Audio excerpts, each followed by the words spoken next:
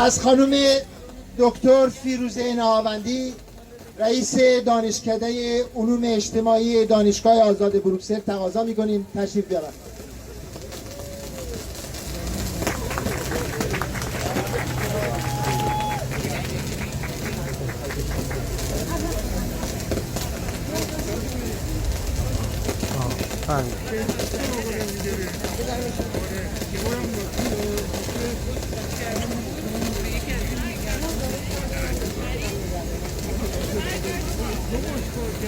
هموطنان عزیز، mesdames et messieurs، من به فرانسه صحبت خواهم کرد به این دلیل که مقداری فرانسه زبون اینجا هستن و از من خواستن که به فرانسه صحبت کنم. Est-ce que vous m'entendez mieux? D'accord.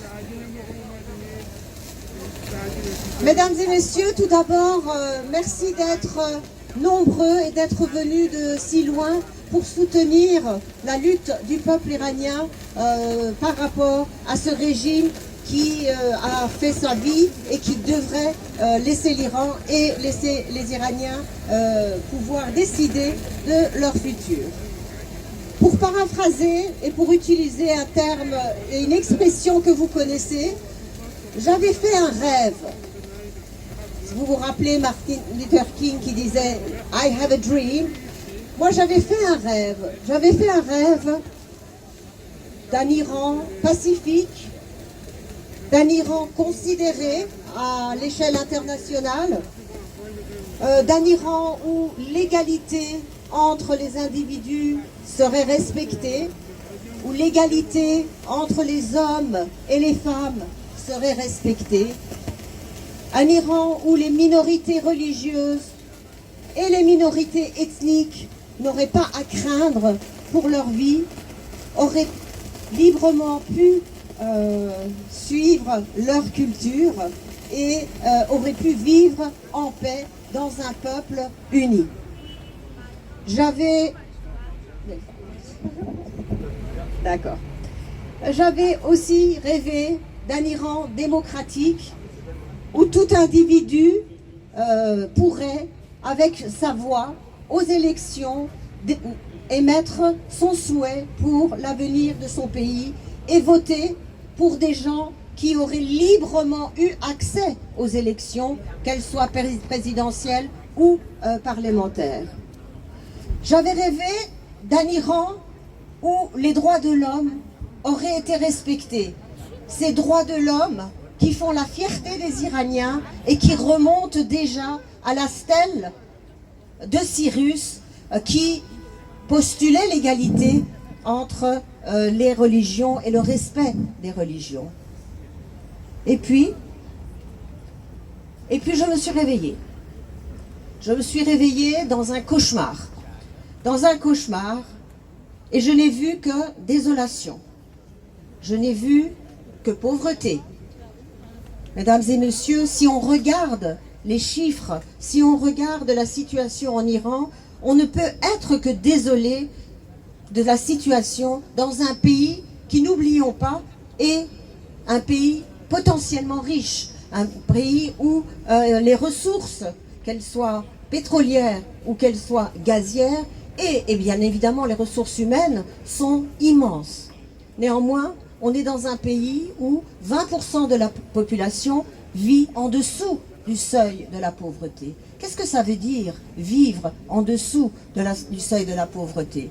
Bien évidemment, c'est ne pas pouvoir nourrir sa famille, c'est essayer de trouver toutes les solutions possibles. Nous sommes dans un pays où les gens vendent les parties de leur corps pour pouvoir survivre, les reins, mais également d'autres parties.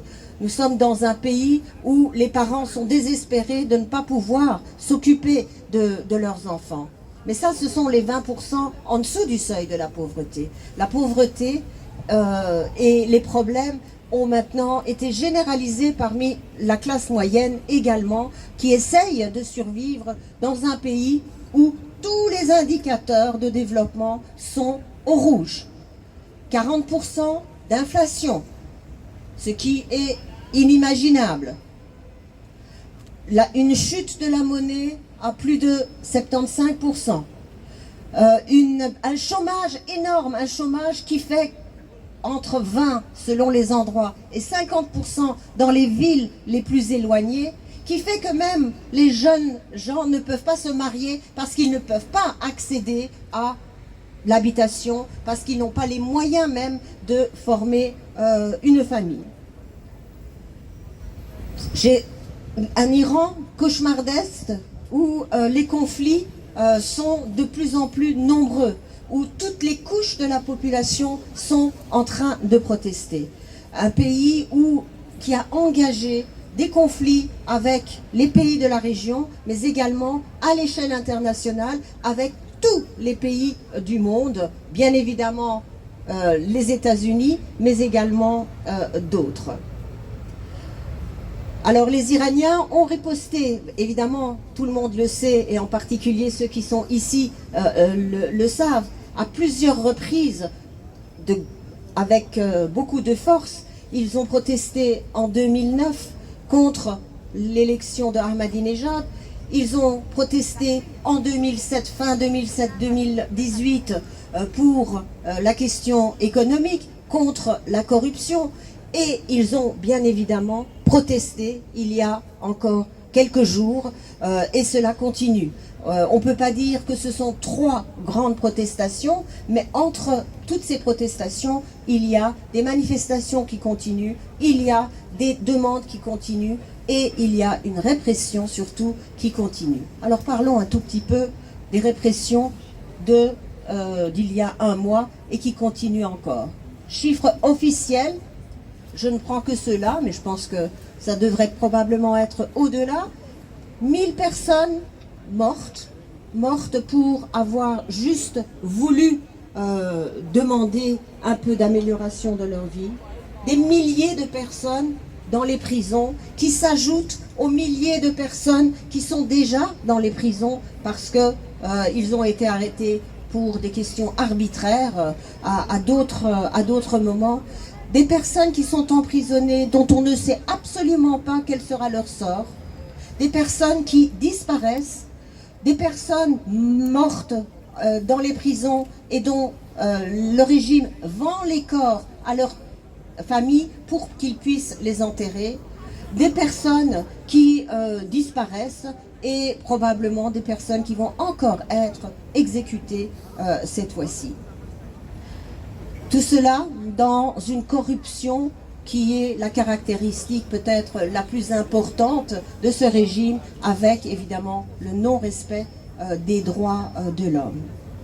Alors, ici même, le Parlement européen a accordé, il y a quelque temps, le prix Sakharov à une symbole de la lutte et de la résistance iranienne. Je parle bien évidemment de Madame Nasrin Sotoudeh.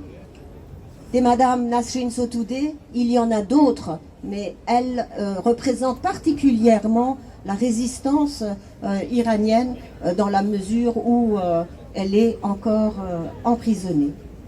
Alors c'est dans ce cadre, face à ce bâtiment du Parlement européen, face à vous tous, que je voudrais fermement demander à l'Union européenne, aux Européens de manière générale, d'être là avec le peuple iranien et surtout de soutenir la lutte du peuple iranien face à la dictature, la lutte du peuple iranien pour ses droits les plus fondamentaux, la lutte du peuple iranien pour la démocratie, pour le changement de régime, et mettre de côté les intérêts économiques et les intérêts politiques qui font qu'elle est si frileuse par rapport au soutien au peuple iranien. Merci beaucoup.